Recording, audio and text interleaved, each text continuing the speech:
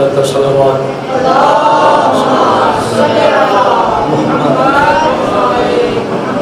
جناب سیدہ کی اسمت پر بلند تر صلوات.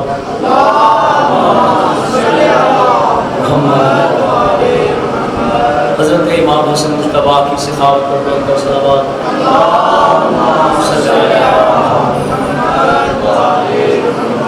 حضرت امام حسین سید الشہداء کی شہادت پر بلند تر صلوات.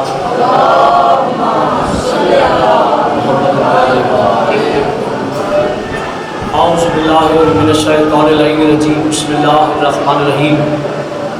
الحمدللہ وکفی وسلام علی عبادہ الذین اصطفی محمد و اہل بیتہ الطیبین الطاہرین المعصومین المنتجبین المسلمین الذین اذھب اللہ عنہم الرجس وطہرہم تطہیرا.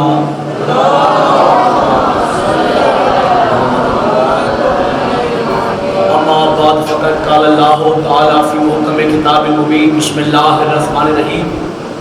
والضحیٰ واللیل اذا سجی ما ودعک ربک وما قلی وللآخرۃ خیر لک من الاولی ولسوف یعطیک ربک فترضی. الم یجدک یتیما فآوی ووجدک ضالا فہدی ووجدک عائلا فاغنی فاما الیتیم فلا تقہر واما السائل فلا تنہر واما بنعمت ربک فحدث. صلوات پڑھ دیں محمد محمد وآل محمد. پروردگار محمد وآل محمد کے صدقے میں جو مومن قید ہیں آج کے شب کے صدقے میں انہیں عطا فرما. جو مومن بیمار ہیں اسے سرقرار فرما. جو پریشان حال ہیں خوشحال فرما. جو بے روزگار ہیں بہتر روزگار عطا فرما. جو بے گھر ہیں بہتر گھر عطا فرما. پروردگار پاکستان کو استحکام نصیب فرما. آل محمد کا ذکر پوری دنیا میں جاری و ساری ہے. قیامت تک جاری و ساری رکھ. جتنے مومن مومنات جتنے قدم چل کر اس امام بارگاہ میں آئے ہیں پالنے والے ہیں اس کا بہترین اجر عطا فرما. کوئی اس امام بارگاہ سے اس در سے خالی لوٹ کر واپس نہ جائے. ہماری ہزاروں دعاؤں کی دعا ہمارے بار میں حضور کا ظہور فرما. مل کے صلوات پڑھ دیں محمد والے محمد.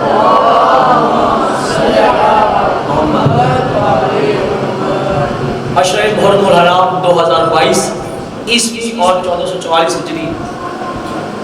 عشرہ محرم الحرام اولا کا جو عنوان معصوم صاحب الاسرار، آج اس کی آخری تقریر آپ کے سامنے گوشہ گزار اور آج کی نسبت ہے شب عاشور سے.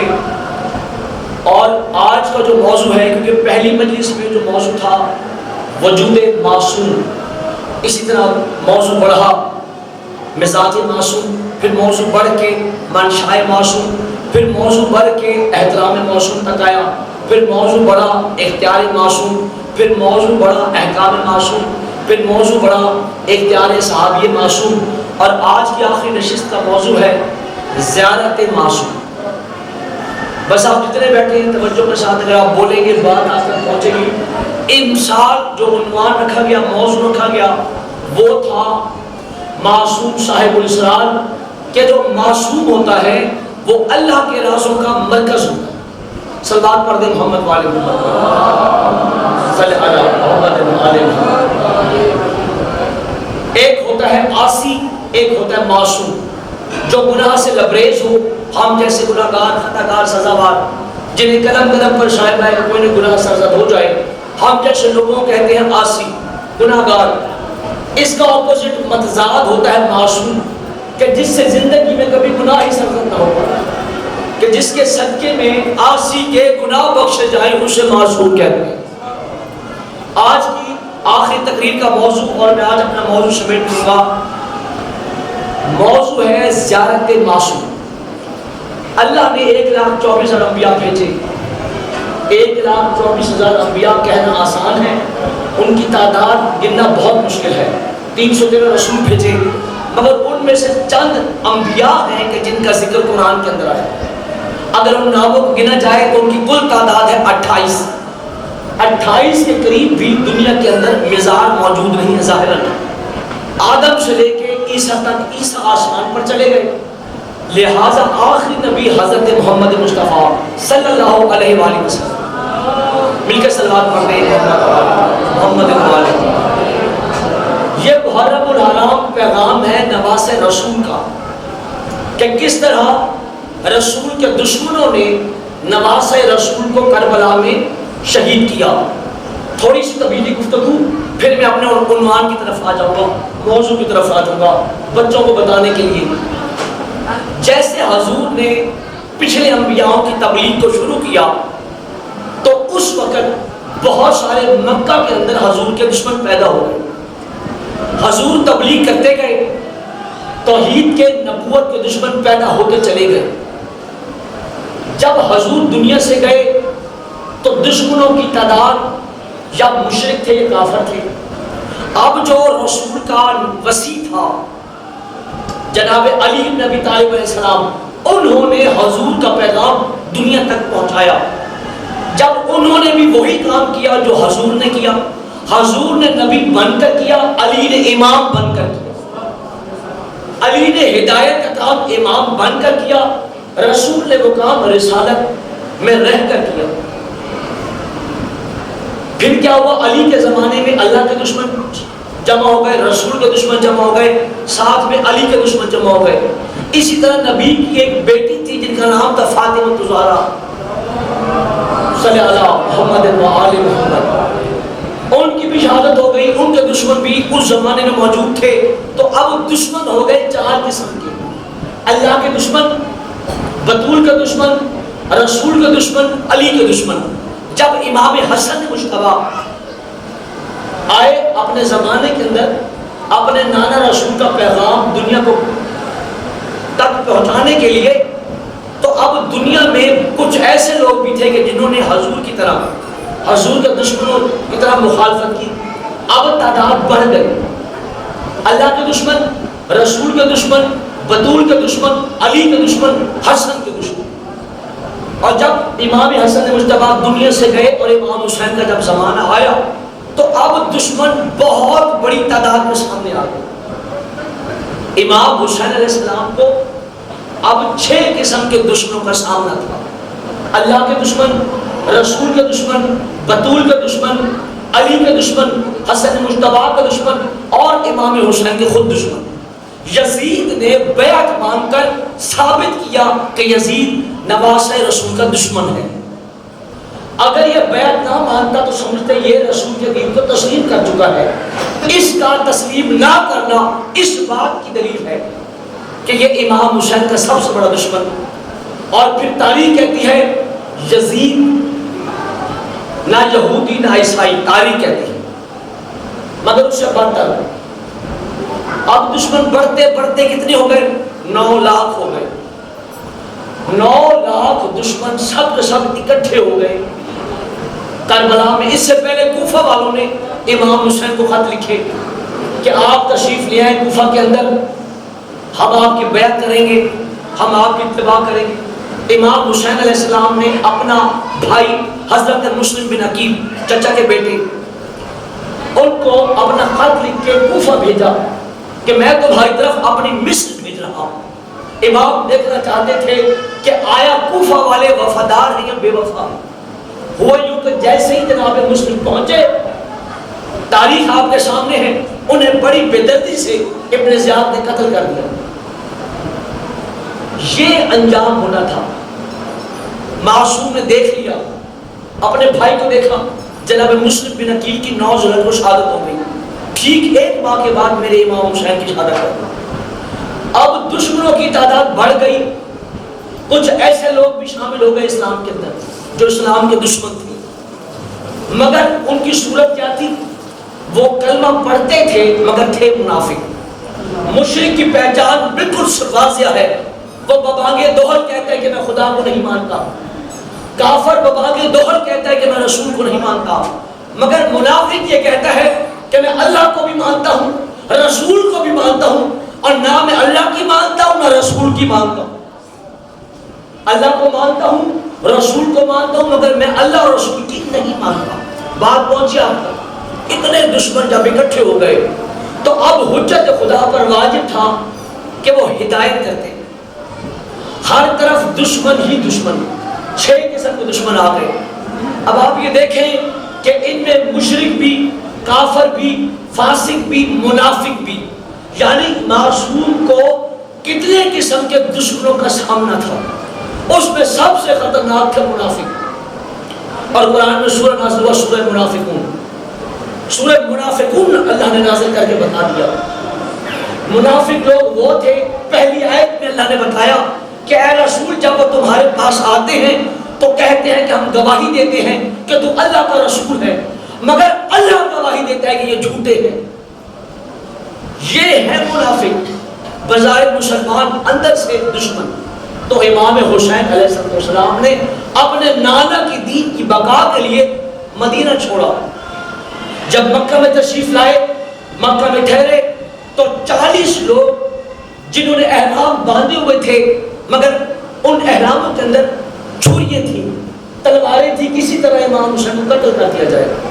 اسی وجہ سے معصوم نے حج کو عمرے میں بدلا اور وہاں سے کوچ فرمایا. امام 2 محرم کو کربلا پہنچ گئے.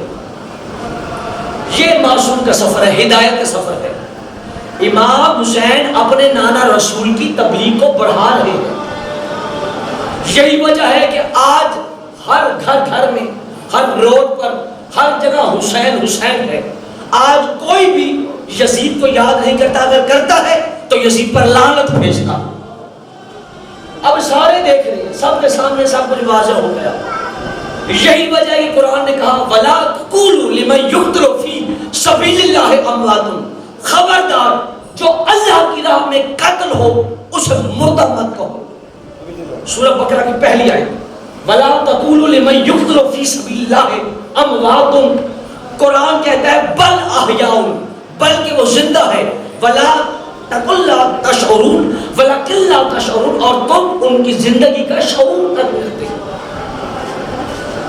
شعور عقل سے بالا تر منزل کا نام ہے. بظاہر جنہیں قتل کیا گیا اللہ کی راہ میں، قرآن نے فیصلہ دیا ان کے بارے میں کہ وہ قتل نہیں ہوئے بلکہ وہ زندہ ہے. زندہ ہے کون کہتا ہے؟ اللہ کہہ رہا ہے. آیت دعویٰ بن کر قرآن کے اندر موجود تھی. یہی وجہ تھی کہ اس آیت کی دلیل باقی تھی. امام حسین نے نوک نیزہ پر قرآن کی آیت پڑھ کر بتایا ام حسبت ان اصحاب الکہف والرقیم کانوا من آیاتنا عجبا. کیا تم یہ گمان کرتے ہو کہ اصحاب کہف اور اصحاب رقیم اللہ کی عجیب عجیب نشانیاں ہیں؟ بلکہ عجیب نشانیاں کیا یہ ہوتی ہیں کہ دشمنوں کے ڈر سے غاروں میں چھپ جاؤ. اور اللہ کی عجیب نشانیاں وہ ہوتی ہیں جو اللہ کے راستے پر سر کٹوا کر نوک نیزہ پر اللہ کو یاد کرے. تو امام حسین نے نوک نیزہ پر اپنے خدا کو یاد کیا. اس لیے یہ دلیل ہے آیت کہ شہید کبھی قتل نہیں ہوتا، شہید زندہ ہے. اور اس واقعے کو سب لوگ پڑھتے ہیں کتاب کے اندر. مجھے بتائیں مرنے کے بعد بھی بولتا ہے تو جس کا موت پر بھی اختیار ہو اسے حسین کہتے ہیں. موت پر اختیار ہے حسین کا. وَلَا تَقُولُوا لِمَن يُقْتَلُ فِي سَبِيلِ اللَّهِ أَمْوَاتٌ. یہ 5 آیتیں ہیں سورہ بقرہ کی. توجہ آپ لوگوں، 5 آیتیں سورہ بقرہ کی ہیں اور یہ 5 آیتیں حضرت امام حسین کی شان میں ہیں. اس میں پورا واقعہ کربلا بند ہے. 5 آیتیں قبلہ امام حسین کی شان میں. یہاں سے آیت شروع ہو رہی ہے وَلَنَبْلُوَنَّكُمْ بِشَيْءٍ مِنَ الْخَوْفِ وَالْجُوعِ وَنَقْصٍ مِنَ الْأَمْوَالِ وَالْأَنفُسِ وَالثَّمَرَاتِ وَبَشِّرِ الصَّابِرِينَ. قرآن کہتا ہے ہم تمہیں آزمائیں گے. اللہ کس سے کہہ رہے ہیں؟ امام حسین سے کہہ رہے ہیں. ہم تمہیں خوف سے آزمائیں گے، ہم تمہیں پھلوں کے نقصان سے. یہ کھانے والے پھلوں کی بات نہیں ہو رہی. پھل کہتے ہیں اولاد کو. جو اولاد ہوتی ہے وہ انسان کا پھل ہوتا ہے. ہم تمہیں نفس سے آزمائیں گے، نفس کے نقصانوں سے، پھلوں کے نقصانوں سے آزمائیں گے. حسین نے کہا اے اللہ لبیک، میں حاضر ہوں.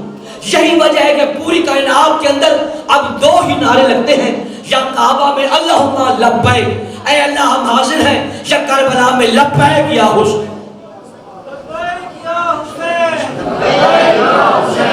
لبیک یا حسین، مل کے سارے یا حسین لبیک یا حسین. یہ تمہیں مبتلا کریں گے، وَلَنَبْلُوَنَّكُمْ، ہم تمہیں آزمائیں گے۔ اگر ہم سے کہیں تو ہم تو بھاگ جائیں، ہم تو بچوں کی تکلیف برداشت نہیں کر سکتے، ہمارے تو اتنے کلیجے نہیں ہیں۔ اگر بچے کچھ ہو جائے تو مائیں اور باپ پریشان ہو جاتے ہیں، ڈاکٹر کے پاس دوڑے دوڑے پھرتے ہیں، ایسا ہے کہ نہیں ہے؟ یہ حسین کا دل ہے کہ جو علی اصغر کے لیے پانی لینے کے لیے اپنے خیمے سے 2 کلومیٹر دشمن کی فوج کے اندر گئے۔ امام کو پتہ نہیں کہ 9 لاکھ لشکر جو ہے اس کے ہاتھوں میں تلواریں ہیں، تیر ہیں، نیزے ہیں، یہ میرے بچے کو قتل کر سکتے ہیں، مگر یہ حیدر کرار کا بیٹا ہے، ذات میں وجود میں خود حیدر کرار ہے۔ تو وعدہ ہے حسین کا پروردگار سے، اے پروردگار تو آزما لے، چاہے پھلوں سے آزما لے، چاہے نفسوں سے آزما لے، چاہے جانوں سے آزما لے، نہ حسین کسی کی طرح نہ کل پیچھے تھا تیری بارگاہ میں، نہ کبھی پیچھے ہوگا، ہمیشہ حسین تیری بارگاہ میں سب سے آگے ہوگا۔ یہی وجہ ہے کہ اللہ نے قرآن میں کہا یا ایھا النفس المطمئنہ ارجعی الی ربک راضیۃ مرضیۃ، اے نفس مطمئنہ اس پوری کائنات میں اے حسین تنہا تو نفس مطمئنہ ہے، اپنے رب کی طرف پلٹ۔ حسین ہے نفس مطمئنہ۔ اور پھر والذین اذا اصابتهم مصیبۃ، اب قرآن نے کہا کہ جن لوگوں پر مصیبت پڑتی ہے، قرآن کہہ رہا ہے، تعریف کر رہا ہے امام حسین علیہ السلام کی، یہ 5 آیتیں امام حسین کی شان میں ہیں۔ والذین اذا اصابتهم مصیبۃ، جب ان لوگوں پر لکھی ہوئی مصیبت پڑتی ہے تو یہ مصیبت میں کیا کہتے ہیں؟ ہم پر پڑے تو ہم اپنی قسمتوں کو روکتے ہیں، ہائے ہمارا فلاں نصیب، ہائے قسمت پوری تھی، سارا کچھ اٹھا کے قسمت پہ ڈال دیتے ہیں، مگر نہیں، امام ہے یہ کہتے ہیں قالوا ان للہ و انا الیہ راجعون، اور یہ کہتے ہیں ہم اللہ کے لیے ہیں اور اللہ کی طرف لوٹ کر جاتے ہیں۔ تو جو ہوں ہی اللہ کی طرف سے، وہ زمین والے کب سے تھے؟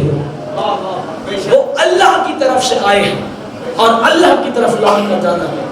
تو ان اللہ والوں کو اللہ کے علاوہ کوئی نہیں سمجھ سکتا کہ یہ ہستیاں کیا ہے۔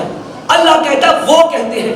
اب آپ ذرا سوچیں کہ جن کے فعل کو اللہ قرآن کی آیت بنا دے، وہ وجود میں کتنی بڑی آیت ہے۔ خاندان زہرا پر بلند سے بلند سلام۔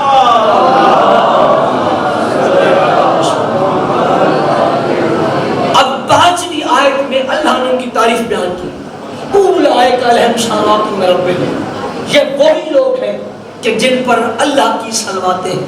سبحان اللہ۔ یہ وہ لوگ ہیں، اللہ بھی ان کی تعریف کر رہا ہے، یہ وہ لوگ ہیں کہ جن پر اللہ کی طرف سے صلواتیں ہیں اور رحمت ہے۔ اولئک هم المہتدون، اور یہ وہ ہے جو ہدایت دینے والے ہیں۔ تو 1400 سال گزر گئے ہیں، کیا مسلمانوں کو قرآن میں یہ آیتیں نظر نہیں آتی؟ کیا مسلمان ان آیتوں کی تلاوت نہیں کرتے؟ کیا مسلمان ان آیتوں کو نہیں پڑھتے؟ اگر پڑھتے ہیں تو کسی سے پوچھ لے کہ یہ کون لوگ ہیں کہ جن پر اللہ صلواتیں پڑھتا ہے۔ پورے قرآن کے اندر یا اللہ رسول پر درود پڑھتا ہے یا ان پر درود پڑھتا ہے۔ تو اتنا تو سوچ لیں کہ یہ لوگ ہیں کون جو لائق درود ہیں، لائق صلوات ہیں۔ تو اتنا پتہ چلے گا کہ 5 آیتیں جن کا قصیدہ پڑھ رہی ہیں۔ کہاں سے شروع ہو رہی ہے آیت؟ بشر صابرین سے، صبر کرنے والے ہیں۔ اللہ نے ایک صفت بتائی کہ یہ صبر کرتے ہیں۔ صبر کرنا دنیا کا سب سے مشکل کام ہے، ہر کوئی صبر نہیں کر سکتا۔ لوگ جلد بازی میں بڑے بڑے نقصان کر جاتے ہیں، ایسا ہے کہ نہیں ہے؟ شب عاشورہ میں آپ کے حوالے کر رہا ہوں قرآن کی آیتیں۔ قرآن نے پہلے کہا بشر صابرین، بھائی صفت بیان ہو گئی، آپ پتہ کریں موصوف کون ہے۔ دیکھیں، ذاکر ہونا صفت ہے، آپ میں سے کوئی کہے کہ یہ جو ذاکر پڑھ رہی ہے ان موصوف کا اسم کیا ہے؟ ذاکر ہونا صفت ہے، ڈاکٹر ہونا صفت ہے، وکیل ہونا صفت ہے کہ نہیں؟ ٹیچر ہونا صفت ہے۔ آپ یہ پوچھیں کہ یہ جو صفت ہے اس موصوف کا اسم کیا ہے؟ اس کا منصب تو ہمیں سمجھ میں آ گیا، قرآن نے تو صفت بتا دی، اب ہم قرآن سے پوچھتے ہیں وہ موصوف کون ہے جو صبر کرتے ہیں؟ وہ کون ہستیاں ہیں کہ جن کی صفتوں کے قصیدے قرآن پڑھتا ہے؟ تو سورہ سجدہ میں ارشاد ہوا وَجَعَلْنَهُمْ آئِمَةً يَهْدُونَ بِأَمْرِنَا لَمَّا صَبَرُوا، اور ہم نے انہیں امام بنایا کہ وہ ہمارے حکم سے ہدایت کرتے ہیں اس لیے کہ وہ صبر کرتے ہیں۔ امام حسین علیہ السلام بلند سے بلند سلام۔ اب قرآن نے موصوف بتا دیے، ہم نے، لوگوں نے نہیں، اللہ کہتا ہے ہم نے انہیں امام بنایا، وہ ہمارے حکم سے ہدایت کرتے ہیں اس لیے کہ وہ صبر کرتے ہیں۔ اب پتہ چلا وہ موصوف جو ہے جو صبر کرتے ہیں وہ امام ہیں۔ وہ کون ہیں؟ وہ امام ہیں۔ تو اللہ نے منصب بتا دیا، اب حضور بتائیں گے کہ امام کتنے ہیں اور کون کون سے ہیں۔ قرآن نے منصب بتایا، قرآن نے صفتیں بتائیں، ان کی صفت ہے صبر کرنا، ان کی یہ موصوف امام ہیں، یہ صبر کرتے ہیں۔ تو اب حضور نے بتایا، قرآن نے بتایا، حضور نے دکھایا۔ کبھی علی کو دوش رسالت پہ چڑھا کے زمانے کو دکھایا، یہ کندھے نبوت کے عام کندھے نہیں کہ ہر کسی کے پیر آ جائیں، یہ شان رسالت ہے کہ ان پر امامت کے قدم آتے ہیں۔ جب فتح مکہ ہوا، بیت اللہ میں بت تھے، ان کو توڑنے کا وقت آیا، کلہاڑا حضور کے پاس تھا، کلہاڑا، تمام صحابہ کرام موجود تھے، عزت مآب موجود تھے، حضور نے انہیں نہیں کہا کہ تم توڑو، اس لیے کہ ایک زمانے میں وہ ان کی پوجا کر چکے ہیں۔ حضور نہیں چاہتے تھے کہ وہ شرمندہ ہو، حضور نہیں چاہتے تھے، حضور چاہتے تھے ان بتوں کو وہ توڑے جو معصوم۔ نعرہ حیدری، ان بتوں کو وہ توڑے جو معصوم ہو۔ تو علی کو اپنے کندھوں پر سوار کروایا اور رسول نے امامت کا بوجھ اٹھایا۔ حضور کھڑے ہو گئے، علی اوپر کھڑے، ہاتھ میں کلہاڑا ہے۔ رسول نے علی سے پوچھا کہاں تک پہنچے؟ کہا یا رسول اللہ میرا سر عرش کو چھو رہا ہے، آج میرا سر عرش کو چھو رہا ہے۔ یا رسول اللہ اگر چاہوں تو ستاروں کی قطاروں کو بدل دوں، چاند کو اٹھا کے سورج کی جگہ رکھ دوں، سورج کو اٹھا کے چاند کی جگہ رکھ دوں۔ یہ شان عام نہیں، نہ یہ قدم عام ہے، شان رسالت کے ہیں، قدم امامت کے ہیں، ہدایت کے قدم ہیں، ہدایت کے وجود کے اوپر، ہدایت کے وجود کے اوپر ہدایت کے قدم ہیں۔ تو رسول نے دکھایا یہ امام ہے، یہ امام ہے جو اس شانوں پر آ جاتے ہیں۔ تو جو رسول کے شانوں پر آ جائے وہ امام ہوتے ہیں۔ اور پھر جب علی نے بتوں کو توڑا، پاش پاش کیا، لات منات عزا، بت ہی تین تھے، لات کو توڑا، منات کو توڑا، عزا کو توڑا۔ اچھا علی اترنا چاہتے ہیں، اب علی کیسے اترے؟ جبرائیل اور میکائیل نے علی کو ہاتھ تھام کر اتارا۔ جب میرے مولا اترے تو مسکرانے لگے۔ حضور نے پوچھا یا علی کیوں مسکرا رہے ہو؟ کہا یا رسول اللہ اتنی بلندی سے اترا ہوں اور چوٹ بھی نہیں لگی۔ سبحان اللہ، سبحان اللہ، اتنی بلندی سے اترا ہوں۔ یہ ہے امامت کی ہدایت۔ اور پھر حضور نماز پڑھ رہے ہیں، امام حسین علیہ السلام تشریف لائے۔ کیا امام کو پتہ نہیں کہ حضور جو ہے عبادت کا کام سر انجام دے رہے ہیں؟ کیا امام کے علم میں یہ بات نہیں کہ نانا جان جو ہے شریعت کے تاجدار ہیں، اللہ کو سجدہ کر رہے ہیں؟ امام حسین آئے اور آ کر دوش رسالت پر سوار ہو گئے۔ حضور سجدے میں ہیں اور پشت پر حسین سوار ہیں۔ حضور ہے سجدے میں، کیا پڑھ رہے ہیں؟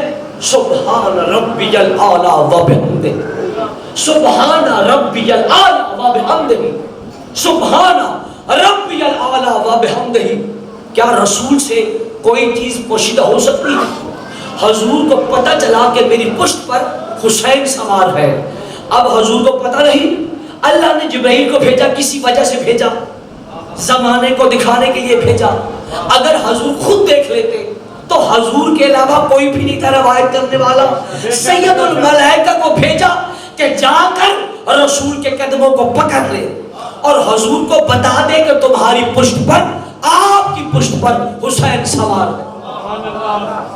اب حضور کے ذہن میں تسبیح چل رہی ہے، سبحان ربی الاعلی و بحمدہ، اے اللہ تو پاک ہے، تمام ہم تیری ہے. ادھر تسبیح چل رہی ہے، ادھر ذہن میں حسین ہے. حسین اترا کہ نہیں اترا؟ پشت پر حسین سوار ہے. تسبیح پڑھی سبحان ربی الاعلی و بحمدہ، 2 مرتبہ پڑھنا واجب ہے. تاریخ پڑھیں، کتابیں اٹھائیں. حضور نے تسبیح کتنی مرتبہ پڑھی؟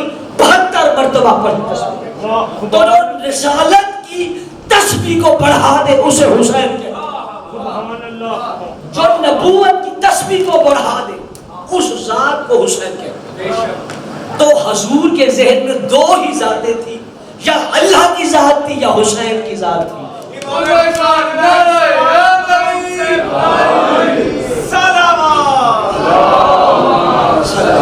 محمد، اگر حسین رسول کے ذہن میں آ جائے تو رسول کی نماز باطل نہیں ہوتی. اگر حسین کا بابا علی آ جائے تو نماز باطل کیسے ہو جائے؟ یہ معصوم ہے. آپ انہیں عصمت کو قبول کریں، قسمت کو. امام کو دوش رسالت پر سوار کر کے رسول نے زمانے کو بتایا، میری پشت پر حسین سوار نہیں، عالمین کی ہدایت سوار.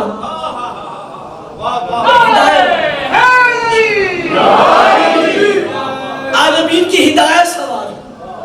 علم نشرح لک صدرک ووضعنا عنک وزرک الذی انقض ظہرک ورفعنا لک ذکرک. اے رسول، کیا ہم نے اس بوجھ کو تمہاری پشت سے ہٹا نہیں دیا جو تمہاری کمر کو توڑے جا رہا تھا؟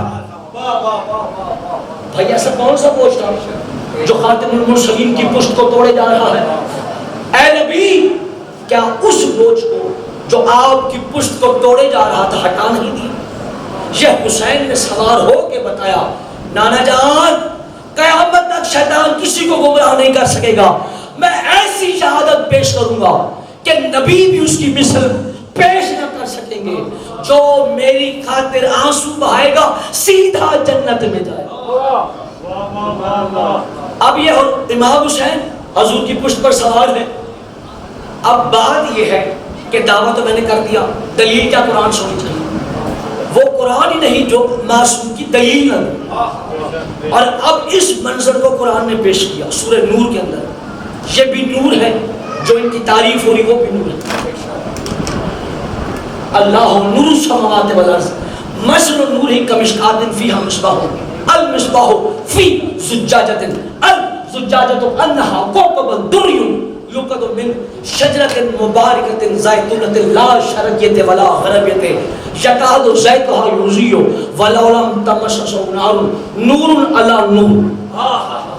نور علی نور، نور کے اوپر نور. رسول نور، حسین نور. قرآن نے کہا نور کے اوپر نور، یعنی رسول نور اور رسول کے اوپر حسین. تو رسول نے بتا دیا میری پشت پر آنے والا کوئی بشر نہیں ہے، میرے جیسا نور ہے. دلیل دے دی قرآن نے. سب سے پیچیدہ آیت میں نے آپ کو کوشش گزار دی. یہ حسین ہی تھا جو اپنے نانا رسول کے دین کو بقا دے سکتا تھا، اور بقا امام حسین کی شہادت کے بغیر ممکن ہی نہیں تھی. کتنا بڑا معجزہ ہے کہ آج اس امام بارگاہ میں آج ہم اپنے بڑوں بڑوں کو بھول جاتے ہیں، رسول کے بیٹے کو یاد رکھتے ہیں. اس سے بڑا کیا معجزہ؟ نور علی نور، نور کے اوپر نور. تو رسول نے ہر مقام پر اپنے ہر زمانے کے لوگوں کو دکھایا. قرآن نے جسے امام کہا، قرآن نے جنہیں صبر کہا، دیکھو یہ ہے دوش رسالت کے سوال ہے. ایک مرتبہ حضور ایک بی بی کے حجرے میں ہے. امام حسین حضور پر سوار ہے. طبری میں بھی روایت موجود ہے, صحیح بخاری میں بھی روایت موجود ہے. حضور اونٹ بنے ہوئے ہیں, امام حسین پشت پر سوار ہے. دوسرے خلیفہ آئے, انہوں نے کہا یا رسول اللہ کتنی پیاری سواری ہے. حضور نے کہا سواری چھوڑو, سوار کتنا پیارا ہے. دیکھو نا مجھ پہ سوار ہے, وہ کتنا حسین, وہ کتنا پیارا ہے. حضور نے بار بار ہر موقع پر بتایا دیکھو تمہیں سواری نظر آ رہی ہے, دوش رسالت کا سوار نظر نہیں آ رہا. پھر حضور نے کیا کیا, عید والے دن حضور کی خوبصورت زلفیں, قرآن نے جنہیں کہا والضحیٰ واللیل اذا اے رسول تیری زلفوں کی قسم. حسن کو دائیں شانے پر اٹھایا, حسین کو بائیں شانے پر اٹھایا, کہا نہ جان ہم سوار تو ہیں مگر ہمارے ہاتھوں میں لگام نہیں ہے. حضور نے اپنی زلفوں کو کھولا, واللیل کی زلفیں کھول کر دائیں زلفیں حسن کے ہاتھ میں تھما دی, بائیں زلفیں حسین کے ہاتھ میں تھما دی. صحابہ دیکھ نہیں رہے, حسن کے ہاتھ میں رسول کی زلفیں, حسین کے ہاتھ میں رسول کی زلفیں. بچوں کی فطرت یہ ہے کہ بچوں کو اگر ایک کام دے دیا جائے تو وہ اپوزٹ کریں گے, ضد میں مخالفت میں کریں گے. ایک بچہ روٹھے گا تو دوسرا مان جائے گا. مگر کمال دیکھیں معصوموں کا کہ حسن بھی ادھر ہی رسول کو موڑتے ہیں جدھر حسین موڑتے ہیں, جدھر حسین موڑتے ہیں حسن بھی ادھر موڑتے ہیں. تو بابا سمجھ جاؤ یہ رسول کی زلفیں نہیں موڑ رہے, کائنات کا نظام چلا رہے.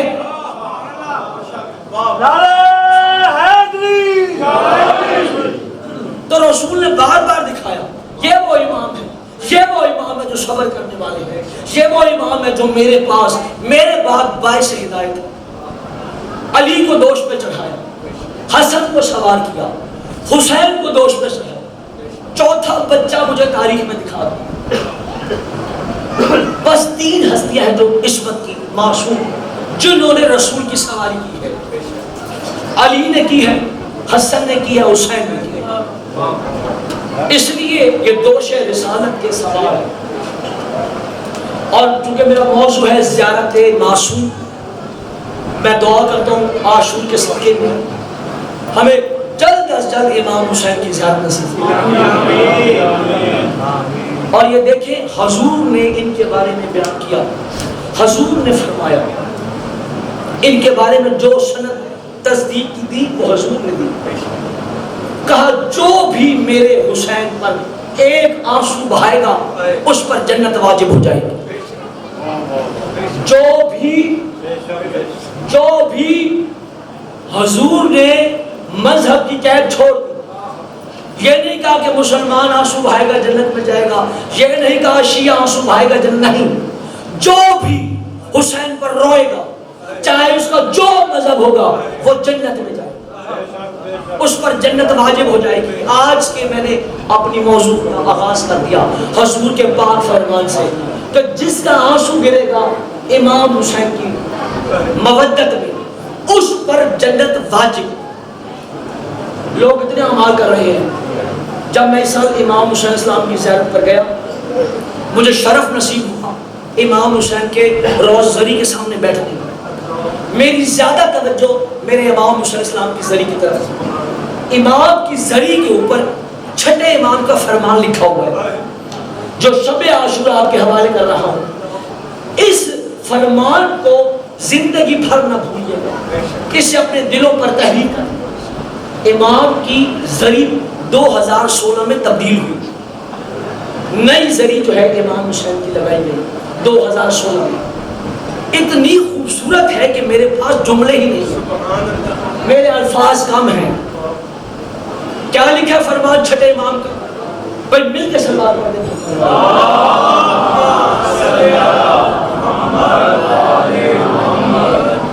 میری زندگی کی قیمت میں خود, میری سانسوں کی قیمت, میرا عقیدہ, میرا وجود اس حدیث کے سامنے ایسے ہے جیسے سمندر کے سامنے قطرہ ہو. میرا وجود جسے کروڑ دفعہ اس حدیث پر قربان کر دیا جائے, تلوار سے کاٹ دیا جائے, یہ کم ہے. حدیث بڑی وزنی ہے. چھٹے امام کا فرمان لکھا ہے، جب میں نے پڑھا میں نے وہیں بیٹھ کر اسے یاد کر لیا۔ وہ آپ کے حوالے کر رہا ہوں کہ چھٹے امام نے اپنے دادا حسین کے بارے میں، ان کی زیارت کے بارے میں کیا فرمایا؟ کالا امام جعفر صادق علیہ السلام،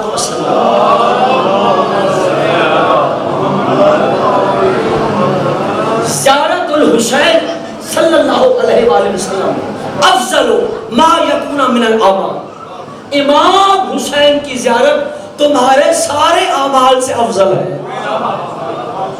امام حسین کی زیارت تمہارے زندگی کے سارے اعمال سے افضل ہے۔ چھٹے امام کا فرمان ہے، ہم چاہے 1 لاکھ خرچ کریں، چاہے کروڑوں زکاتیں دیں، چاہے ہزاروں روزے رکھیں، چاہے نیکیوں پہ نیکیاں کریں، چاہے شہید ہو جائیں، امام حسین کی زیارت ہمارے سارے اعمال سے افضل۔ معصوم نے فیصلہ کر دیا، امام حسین کی زیارت ہمارے اعمال سے افضل۔ پتہ چلا ہمارے اعمال کم، حسین کی زیارت افضل۔ اچھا دیکھیں، میں نے ایک اور فرمان پڑھا معصوم کا، صلوات پڑھ دیں امام حسین۔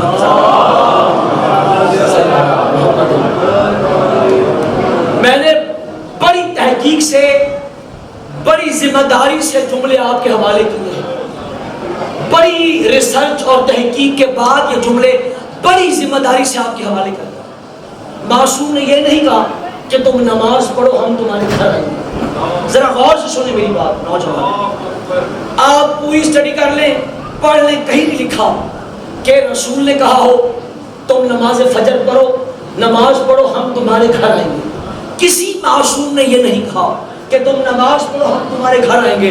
بے شک نماز افضل ہے، اس میں کوئی شک نہیں کہ نماز کا بڑا مقام ہے۔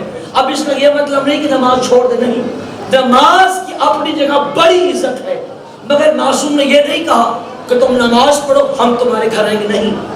معصوم نے یہ نہیں کہا تم روزہ رکھو ہم تمہارے گھر آئیں گے، نہیں۔ معصوم نے یہ نہیں کہا کہ تم رمضان کے روزے رکھو، منتی روزے رکھو ہم تمہارے گھر آئیں گے، نہیں۔ روزے کی اپنی عزت ہے، فضیلت ہے۔ معصوم نے یہ نہیں کہا تم زکاتیں دو ہم تمہارے گھر آئیں گے، نہیں۔ معصوم نے یہ نہیں کہا تم امر بالمعروف کرو ہم تمہارے گھر آئیں گے، نہیں۔ کوئی کتاب میں روایت موجود نہیں ہے۔ یقین کرے اس عظمت کی بلندی سے، شب عاشور کی قسم کھا کر کہتا ہوں، کائنات کے اندر 2 ہی عبادتیں ہیں کہ معصوم نے کہا تم ہماری زیارت کرو ہم تمہارے گھر آئیں گے۔ ایک یہ کہا اور دوسرا کہا تم اپنے گھر میں حسین کی مجلس کو ہم آئیں گے۔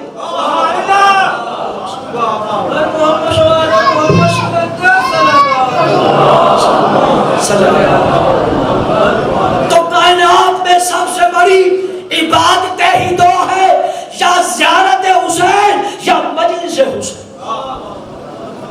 اس کو سمجھیے، ان پہلوؤں کو سمجھیے۔ معصوم نے وعدہ کیا 1 مرتبہ میری زیارت کرو، امام حسین نے کہا میں 3 مرتبہ تمہارے پاس آؤں گا۔ امام حسین کا فرمان ہے، پوری ذمہ داری سے کہہ رہا ہوں، 1 مرتبہ میری زیارت کے لیے کربلا آؤ، میں 3 مرتبہ تمہارے پاس آؤں گا۔ سب سے پہلے جب ملک الموت تمہاری روح قبض کرے گا میں تمہارے سرانے کھڑا ہوں گا، پہلی مرتبہ تب میں آؤں گا، تمہارے سرانے کھڑا ہوں گا، ملک الموت کو حکم دوں گا آسانی سے اس کو روح قبض کر، یہ میرا زوال ہے۔ دوسری مرتبہ امام حسین نے فرمایا جب قبر کی پہلی رات آئے گی، جب قبر میں اندھیرا چھا جائے گا، اے زوال گھبرا نہیں، میں حسین تیری قبر میں آؤں گا۔ امام حسین فرما رہے ہیں، امام حسین کہہ رہے میری زیارت کے لیے آؤ، میں دوسری مرتبہ جب قبر میں اندھیرا ہوگا میرے نور کے آنے سے قبر روشن ہو جائے گا۔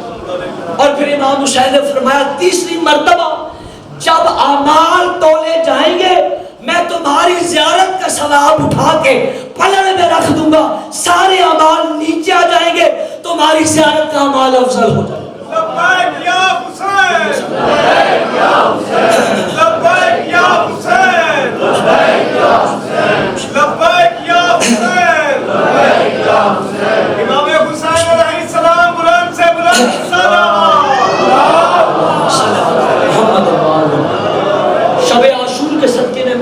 جلد از جلد سواری ہے حضرت امام حسین نصیب رجوع کرے حسین کی طرف، دنیا داری کو چھوڑے، صدق دل سے روئیں۔ آج کی رات پیاس بجھانے کے لیے نہیں ہے، پیٹ بھرنے کے لیے نہیں ہے، سارا سال آپ ہر قسم کے کھانے کھاتے ہیں، کیا ہوگا جو آج کی رات ذرا پیاس سے رک جائیں گے؟ کیا ہوگا جب ایک دو لقمے منہ میں نہیں جائیں گے تو کیا ہو جائے گا؟ امام حسین کی زیارت بہت افضل ہے۔ یہ وہ زیارت ہے کہ میں نے کتاب کا نام تحامل الزیارہ میں لکھا ہے، ہر لمحے قبر حسین پر 70,000 فرشتے سلام کے لیے آتے ہیں، اور پھر وہ جب جاتے ہیں تو قیامت تک پھر دوبارہ نہیں آتے، پھر ان کی جگہ دوسرے 70,000 فرشتے سلام کرنے آتے ہیں۔ فرشتے آتے ہیں سلام کرنے، تو فرشتے آ کر جس گھر کی قبر پر سجدہ و سلام کرے اسے حسین کہتے ہیں۔ کیا عظمت ہے امام حسین کا! فرشتے سلام کیے آتے ہیں، ملک آتے ہیں، سید الملائکہ طواف کر، ہم انسانوں کی اوقات کیا، فرشتے سجدوں کے لیے آتے ہیں۔ اور ایک روایت میری نگاہوں سے گزری، ایک شخص زیارت امام حسین کے لیے گیا، آج سے 1400 سال پہلے کی بات، 1400 سال پہلے حضرت امام حسین کی ذریعہ ایسے نہیں تھی، روضہ ایسے نہیں تھا جیسے آج، خوبصورت دروازے، خوبصورت گنبد، مینار، ایسے نہیں تھا۔ امام کی قبر تھی، 4 دیواری تھی، مٹی کے دروازے۔ ایک شخص ہے، وہ موصل کا رہنے والا ہے، وہ کربلا آیا۔ اس زمانے میں بڑی پابندی تھی متوکل ملاؤں کی، کسی کو زیارت نہیں کرنے دیتا تھا وہ ملاؤں۔ وہ کہتا تھا جو قبر حسین کے پاس ہے اس کا بازو کاٹ دو، ٹانگ کاٹ دو، گردن کاٹ دو۔ بڑی شدید سختی تھی۔ یہ مومن چلا زوال امام حسین کی زیارت کے لیے، چلا رات کے وقت کربلا پہنچا۔ اب رات کا ایک حصہ گزر چکا ہے، تقریباً 12-1 بجے کی رات کی بات ہے۔ اتنا خوف تھا قتل کا، امام حسین کی زیارت کی پابندی تھی۔ یہ وہاں سے چلا کہ میں جا کے قبر حسین کو بوسا دوں۔ اتنے میں ایک شخص نمودار ہوا اور اس نے آ کر کہا واپس چلا جا، تیری زیارت قبول ہو گئی ہے۔ رات کے پہر میں وہ گھبرا گیا اور الٹے قدموں واپس چلا گیا۔ جب واپس گیا تو اس نے سوچا کہ میں تو زیارت حسین کی آیا ہوں، یہ شخص کون ہے مجھے روک رہا ہے۔ تھوڑی دیر کے بعد اس نے پھر دوبارہ ارادہ کیا کہ میں جاؤں، جا کے قبر کو بوسا دوں امام حسین کی ذات۔ اٹھا، جب جانے لگا نا، پھر دوبارہ وہی شخص جو بڑا ہی ہیبت والا، جلال والا خوبصورت نوجوان، اس نے کہا میں نے تجھے منع نہیں کیا کہ واپس چلا جا، تیری عبادت قبول ہو گئی ہے۔ یہ ڈر کے مارے پھر واپس آ گیا، کافی دیر بیٹھا رہا کہ اگر جائے تو خطرہ ہے قتل کا، ادھر یہ شخص جانے نہیں دے رہا۔ اتنے میں فجر کی نماز کا وقت قریب ہوا، فجر کی آذان کا وقت کربلا میں قریب ہوا۔ اللہ کرے وہ وقت ہمیں نصیب ہو فجر۔ اس نے کہا اب دیکھا جائے گا، اب میں جا کے سلام کرتا ہوں۔ یہ اٹھا، جب جانے لگا نا تو پھر تیسری مرتبہ وہی شخص سامنے آ گیا، کہا مجھے وجہ تو بتا اور تو مجھے روکتا کیوں ہے؟ اس نے کہا سن، حضرت موسیٰ علیہ السلام نے کافی دنوں سے اللہ کی بارگاہ میں درخواست پیش کی ہوئی تھی کہ اے پالنے والے مجھے وقت ملے میں امام حسین کی قبر کو جا کے بوسا دوں۔ حضرت موسیٰ علیہ السلام قبر امام حسین پر بوسا دے رہا، اس وجہ سے تجھے کہا گیا ہے کہ تو رک جا۔ تو انبیاء آسمانوں سے آ کر جس کی قبر کا بوسا لے اسے حسین کہتے ہیں۔ زندگی کو یہ زندگی کچھ بھی نہیں، یہ ابھی 2 ماہ پہلے میں ہو کے آیا ہوں۔ پہلے میری جو سوچ تھی وہ صرف اور صرف تھیوری تھی، انالیسس تھی، ایک سوچ تھی۔ جب میں کربلا سے پلٹ کر آیا ہوں اب مجھے پتہ چلا کہ پریکٹیکل کیا ہوتا ہے۔ دل چاہتا ہے یہ زندگی امام حسین پر قربان کر دی جائے۔ انسان دن رات سوچتا رہتا ہے مولا کیا آپ کی شان ہے۔ انبیاء جس کی زیارت کے مشتاق ہوں اسے حسین ابن علی کہتے ہیں۔ اور آپ پہ تو امام زمانہ بڑے راضی ہیں، آپ پر تو کوئی مسئلہ ہی کوئی نہیں۔ جب ہم جانے لگے زیارات پر ہمیں بڑے مسائل تھے، شام کا ویزا بند تھا، ابھی پھر ایئرپورٹ میں جو بلاسٹ ہوا پھر اب بند ہو گیا شام کا ویزا۔ آج 9 ماہ صبر کیا، زیارت ہوتی ہے صدق اور صبر سے، سچائی سے اور صبر سے زیارت ہوتی ہے۔ آپ یقین کریں 7-8 ماہ انتظار کیا، کورونا کا بڑا مسئلہ تھا، کاروان کے اندر قافلے کے اندر زیادہ تر وہ لوگ تھے جن کی عمریں 80 سال سے اوپر تھی۔ 200 بندہ 172 لوگ سواری پہ جا رہے ہیں، جس میں سے 150 بندہ سارے کے سارے بزرگ ہیں، بزرگ مومنات ہیں، مومن ہیں۔ اور پھر کورونا کا مسئلہ، آپ یہ معجزہ دیکھیں کہ ہم یوٹیوب پہ انٹرنیٹ پہ وہ جو کورونا کا ٹیسٹ ہوتا ہے اس سے بڑے مومن پریشان کہ اے مولا یہ کیا نئے مسائل پیدا ہو رہے ہیں، ہر مومن پریشان۔ اس امام بارگاہ کی قسم مولا نے سارے کورونا ختم کر دیے، سبحان اللہ، سبحان اللہ، سب ٹیسٹ ختم ہو گئے، مولا ایسے لے گیا جیسے ہواؤں میں پرواز کی ہو۔ اور آپ بلیو کریں یہ معجزات کا سفر، معجزوں کا سفر، معجزات کا سفر، یہ تو کچھ بھی نہیں ہے۔ آپ تو بڑے پرسکون سے جا کے سلام کر لیتے ہیں، بڑے ایزیلی بیٹھ لیتے ہیں، نہ آپ کو ہاتھ کٹوانا پڑتا ہے، نہ سر کٹوانا پڑتا ہے، نہ ٹانگیں کٹوانی پڑتی ہیں۔ جب میں نے یہ روایت پڑھی میں ساری رات سو نہیں سکا، میں بڑا گھبرا گیا۔ امام علی نقی علیہ السلام محمد میرے مولا امام علی نقی اسلام کا زمانہ ہے، اور پھر متوکل کتے کا زمانہ۔ یہ متوکل جو تھا یزید سے 100 گنا بڑا یزید تھا، یعنی 1000 یزید ہو تو ایک متوکل بن گیا۔ سپاہیوں سے کہا جو کوئی بھی زیارت حسین پہ جائے اس کا بازو قلم کر دو۔ اور پھر آپ دیکھیں مومنوں کی طاقت دیکھیں، جو پیچھے ہٹے نہیں ان کا کاٹ لو۔ ایک مومن تھا زیارت امام حسین کے لیے چلا، سپاہیوں نے کہا کہ تیرا بازو قلم کرنا ہے۔ آج ہمیں کہا جائے تو ہم کو ڈر جائیں گے، ہم تو بھاگ جائیں گے کہ مولا معاف کر دے، ہمیں صحت دے، ہمیں بچا لے۔ ایسا ہوتا ہے کہ نہیں ہوتا؟ ذرا سا بخار ہو مولا سے دعا مانگ لے تو مولا جانتے ہیں کہ ہماری کیا طاقت ہے۔ اس مومنوں کی طاقت کیا تھی؟ اس نے کہا ایک تو کیا 2 کاٹ لو، میں نے زیارت کرنی ہے۔ انہوں نے تلوار سے بازو قلم کر دیا، پٹی باندھی، چل پڑا کربلا کی طرف، جا کر قبر حسین کو بوسا، عبادت کرتا رہا اور دعا مانگی مولا اگلے سال پھر طاقت دے، جب دوسرا بازو کٹا کر تجھے سجدہ کروں گا، تیری قبر کی زیارت کروں۔ 1 سال کے بعد پھر دوبارہ آیا، سپاہیوں نے کہا کہ ابھی تو راضی نہیں ہوا اپنا ایک بازو کٹا کے، کیا متوکل سے ڈرا نہیں؟ اس نے کہا جاؤ، ہمیں کیوں متوکل سے ڈراتے ہو، ہم حسین کے ماننے والے ہیں۔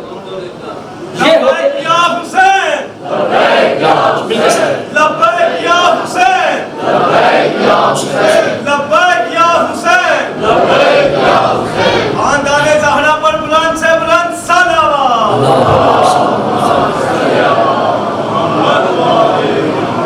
حقیقتیں بیان کر رہا ہوں آپ کے سامنے، حقیقتیں۔ افسانوں کی دنیا میں رہنے والے لوگ بھی ہیں، لوگ افسانوں کو سچ مان لیتے ہیں، ڈراموں کو حقیقت سمجھ لیتے ہیں، وہ سب جھوٹ ہے، یہ حقیقتیں ہیں۔ حسین حق ہے، حسین حقیقت ہے، علی حقیقت ہے، ہر امام حقیقت ہے۔ اب جب وہ آیا تو سپاہیوں نے تلوار نکالی، جب تلوار نکالی تو کہا یہ لے، دوسرا بازو بھی قلم کر۔ اب کیا ہوا، دوسرا بازو بھی کٹوا دیا، دونوں بازو کٹ گئے۔ قبر امام حسین پر آیا، بوسہ دیا قبر، رویا، گریا کیا، سلام کیا، کہا مولا اگلے سال کے لیے طاقت دینا، پھر بلانا، مولا موت نہ دینا۔ جب اگلا سال آیا تو متوکل کے سپاہیوں نے کہا کہ پہلے تو 2 دفعہ اپنے بازو کٹوا چکا ہے، اب کی دفعہ تجھے اپنی دائیں ٹانگ کٹوانی پڑے گی۔ سوچئے زوال کا مقام ہے، کہا کوئی بات نہیں ٹانگ کاٹ لو۔ انہوں نے تلوار ماری، ٹانگ کٹ گئی، بازو کٹ گئے، ٹانگ کٹ گئی. سوارے امام حسین کی طاقت دیکھی، عظمت دیکھی. ایک ٹانگ پر چلتا چلتا قبر امام حسین پر آیا، اپنے آپ کو گرا دیا. کہا عباس کا پوچھا، علی اکبر کا پوچھا، تیری بہن کی چادر کے بڑے ارمان. مولا اگلے سال پھر بولا، یہ کہہ کے چلا گیا، مولا مجھے زندگی دینا، موت نہ دینا. اگلی دفعہ ایک ٹانگ پر چل کر پھر سامنے آگے سے پائی. انہوں نے کہا کہ اتنے بازو اور ٹانگ کٹوا کے بھی تو ابھی مطمئن نہیں ہوا. کہا میں ٹانگ کٹوانے آیا ہوں، تم اپنا کام کرو، مجھے اپنا کام کرنا ہے. متوکل ملعون کے اس حکم سے انہوں نے اس کی دوسری ٹانگ کاٹی. اب کیا رہ گیا اس کے پاس؟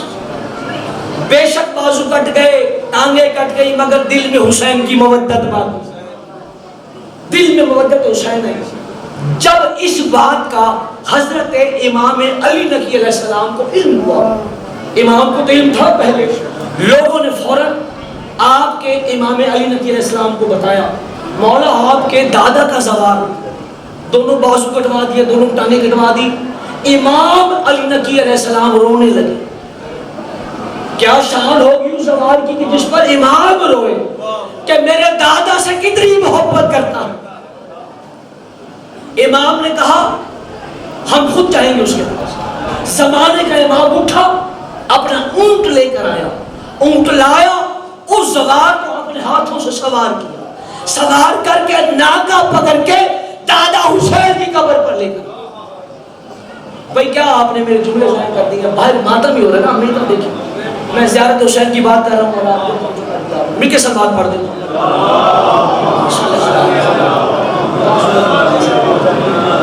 دنیا کیا سمجھے حقیقت؟ دنیا نہیں سمجھ سکتی. سننا ہوا بات ہے، حقیقت اس کو پتہ ہے جس نے بازو سب کچھ دیا. مولا امام علی نقی اس کو لے کر آئے، قبر حسین پر لائے، قبر حسین پر لائے. یہ ہے زوال کی عظمت. مولا نے آپ کو دیا ہوا ہے کچھ، تو آپ پیسے جوڑیں، آپ کچھ نہ کچھ امام حسین کا حصہ نکالیں، دعا مانگے، مولا اپنی زیارت نصیب فرما، جلد از جلد زیارت نصیب فرما.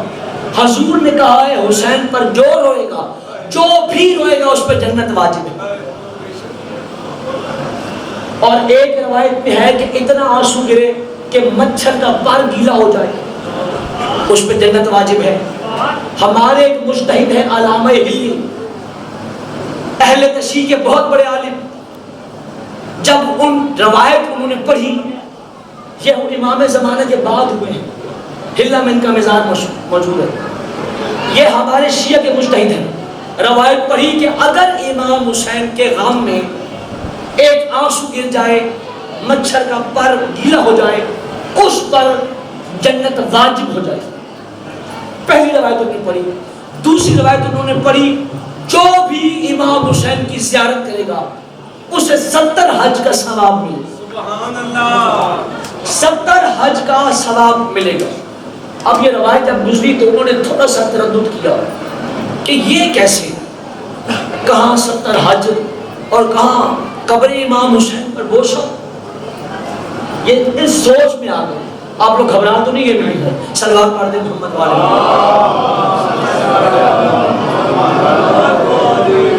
بس یہ آخری فضائل کا نکتہ کہ میں مسائل کی نظر پر پوچھا لگا. اور یہ شب عاشور سونے کے لیے تو ہے نہیں، آرام کرنے کے لیے تو ہے نہیں، ذکر امام حسین کے لیے ہے. اور ایسے موضوعات کو کون سنائے گا؟ اتنی محنت سے میں نے آپ کے سامنے اس موضوع کو رکھا ہے.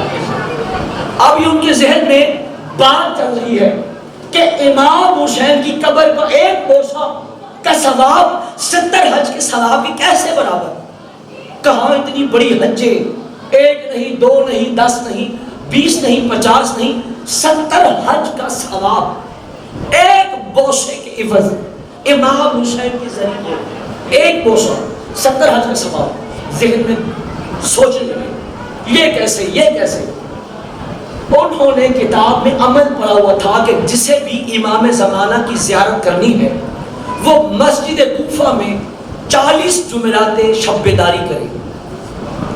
یعنی 40 جمعراتیں وہ مسجد کوفہ میں جاگ کر عبادت کرے، دعا مانگے کہ اے امام زمانہ مجھے آپ سے آپ کی زیارت کرنی ہے، کچھ پوچھنا ہے۔ تقریباً 10 ماہ بنتے ہیں۔ علامہ ہلی نے 40 جمعراتیں مسجد کوفہ میں شب بیداری میں گزاری۔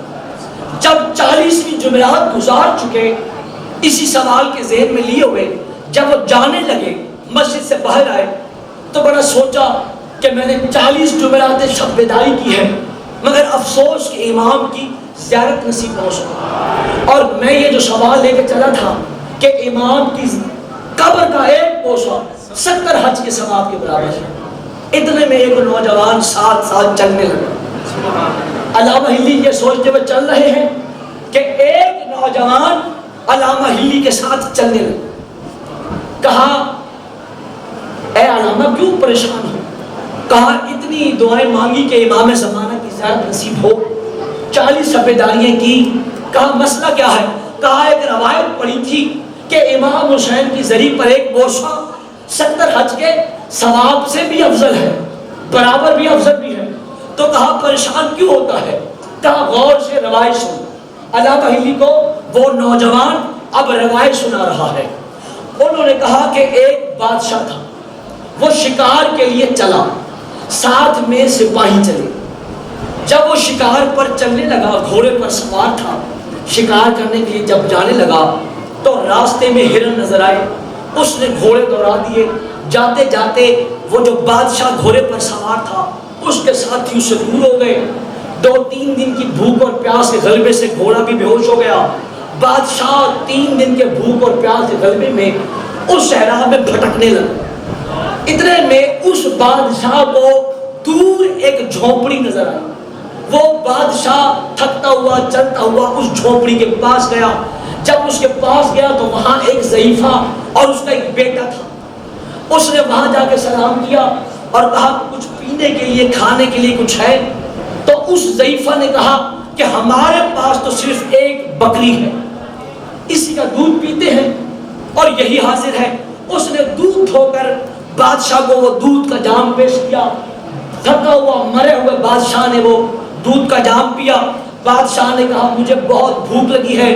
اس ضعیفہ اس کے بیٹے نے اس بکری کو ذبح کر دیا، اسے بھون کر بادشاہ کے سامنے پیش کر دیا اور کہا بادشاہ دیکھو جو کچھ ہمارے پاس تھا ہم نے تیری خدمت میں پیش کر دیا۔ جاتے ہوئے بادشاہ نے کہا دیکھو میں فلاں سلطنت کا حکمران ہوں، کسی دن میرے پاس آ جانا، میں انشاءاللہ اس کا بدلہ چکا دوں۔ کہ جو تم نے میری خدمت کی ہے یہ میں اس کا بدلہ دے دوں گا۔ کافی دنوں کے بعد اس ضعیفہ اور اس کے بیٹے نے ایک سوچا کہ چلے جا کے سلام کر کے آئے۔ وہ شہر میں آئے، اس بادشاہ سے ملنے کے لیے آئے، دربار میں آ گئے تو بادشاہ کو تو پتہ تھا اس بات کا۔ اب بادشاہ نے وہی سوال اپنے وزیروں کے آگے رکھا کہ ایک بادشاہ شکار کرنے جا رہا تھا، بھوک اور پیاس سے مر رہا تھا، راستے میں اسے ایک ضعیفہ ملی، اس کی جھونپڑی ملی، ان کے پاس ایک ہی بکری تھی، انہوں نے اس بکری کا دودھ دھویا اور اسے پلا دیا، اس بکری کو ذبح کر کے اس کا کھانا دے دیا۔ اب یہ بتاؤ کہ بادشاہ اس کے بدلے میں اس ضعیفہ اس کے بیٹے کو کیا دے؟ کسی نے کہا جی 10,000 دینار دے دے، کسی نے کہا جی 20,000 دینار دے دے، کسی نے کہا 50,000 دینار دے دے۔ تو بادشاہ نے کہا تمہاری ساری باتیں غلط ہیں، اگر بادشاہ اپنی ساری سلطنت بھی دے دے وہ بھی کم،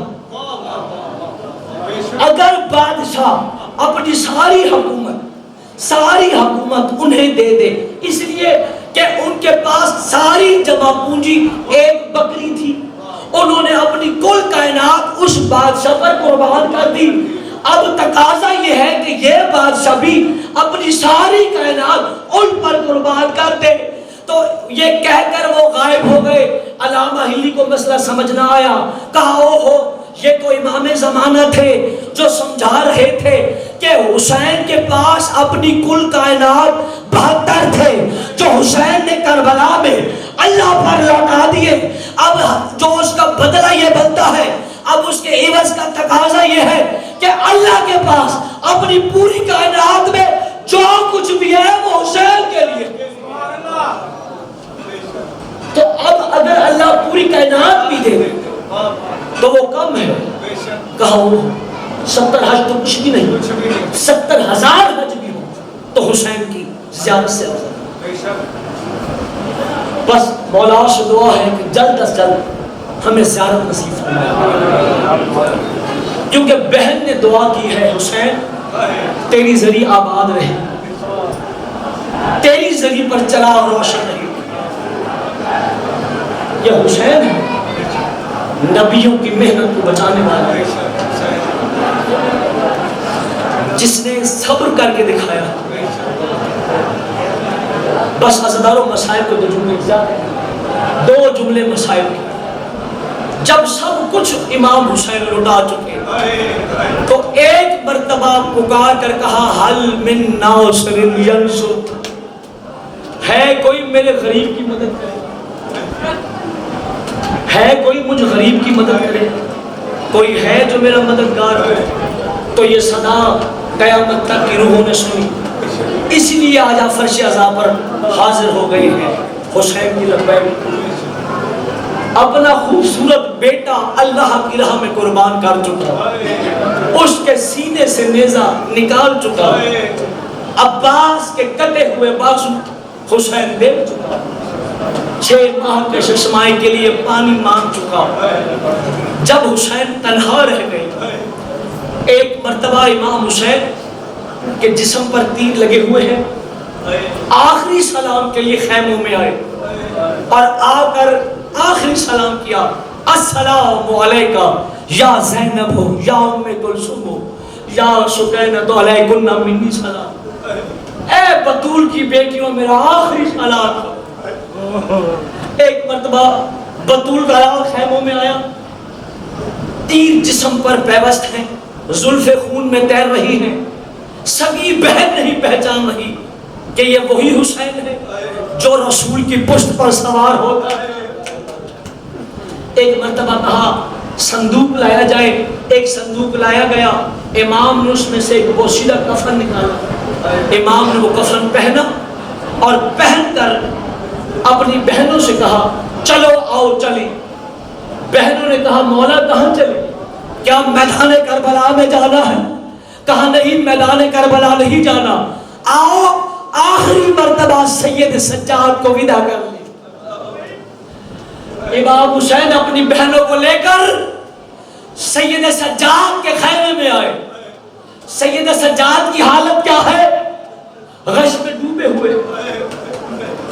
بیوی نے ہلکا ڈالا, امام حسین نے سید سجاد کا سر اٹھا کے زانوں پہ رکھا, اپنا ہاتھ سید سجاد کی پیشانی پہ رکھا اور رو کر کہا سجاد آنکھیں کھول نہ کھول تیری قسمت, مگر آج کے بعد بابا کو نہ دیکھ پائے. جیسے ہی گرم گرم خون سید سجاد کے چہرے پر گرا, سید سجاد تڑپ کر اٹھ بیٹھے. کہا بابا یہ کیا, لوگ پانی سے غسل کرتے ہیں تو خون میں ڈوبا ہوا. اور رو کر کہا جو مسافر لاوارث ہو جائے اور ظالم اس کے ساتھ ایسا حشر کرتے ہیں. گھبرا کے اٹھے, کہا مولا بابا مجھے جہاد کی اجازت دے. کہا سید سجاد ہمارا جہاد اصغر ہے, تیرا جہاد اکبر ہے. کہا بابا جہاد اکبر کیا ہوتا ہے؟ کہا 3 دن کا بھوکا پیاسا رہ کر تلواروں سے کٹ جانا شہادت کہلاتا ہے. اور کبھی ماؤں کے ساتھ پھپھیوں کے ساتھ سر رنگے, کبھی اس بازار میں کبھی اس دربار میں جانا جہاد اکبر کہلاتا ہے. بس عزاداروں ایک مرتبہ جب حسین چلے, اب حسین ذوالجلال کے پاس آئے, ایک مرتبہ دائیں دیکھا پھر بائیں دیکھا, اب کیا دیکھا کوئی سوال کروانے والا نہیں ہے. ایک مرتبہ آسمان کی طرف دیکھا, اے پروردگار عباس میری لگام پکڑتا تھا, علی اکبر میرے دائیں ہوا کرتے تھے. ایک بی بی کی آواز آئی مولا سوار ہو جائیے. کہا اللہ آج میں اتنا غریب ہو گیا ہوں کہ بہنیں سوار کروا رہی. جناب رقیہ نے سوار کروایا, امام نے لگام دی, گھوڑا چلا نہیں. امام نے کہا میں جانتا ہوں تو تھک گیا تھا. کہا مولا اپنی صبح کو تو دیکھ, کیا دیکھا 4 سال کی سکینہ ہے, گھوڑے کی صبح سے لپٹی ہوئی ہے اور رو کر کہتی ہے ذوالجلال 24 روزوں سے گیا پھر واپس نہیں آیا. میرے بابا کو نہ لے کے جا. عزیزانو کیا منزلیں پڑھوں. حسین تیروں میں، تیروں کے اندر حسین ہے. یہ منزل پڑھوں حسین گھوڑے سے گرے. آج وہ مقام موجود ہے جب سارے بن بہم مرہون نے نیزہ مارا. آپ کا امام زین سے زمین پر آئے. ایک مرتبہ بی بی زینب نے سر پر قرآن رکھ کے زمین سے کہا بتا میرا بھائی کہاں ہے. زمین نے رو کر کہا رسول کی بیٹی حسین ابھی بھی زمین پر نہیں ہے. بی بی زینب نے غوث الجناح سے پوچھا میرا بھائی کہاں ہے. کہا حسین زین پر نہیں ہے. تو بی بی نے قرآن کا واسطہ دے کر کہا بتاؤ میرا بھائی کہاں ہے. اور نیزوں کی نوکوں سے آواز آئی. حسین کا مصلی نیزوں کی نوکوں پر ہے. ماتم حسین یا حسین یا حسین یا حسین یا حسین یا حسین یا حسین یا حسین یا حسین یا حسین یا حسین.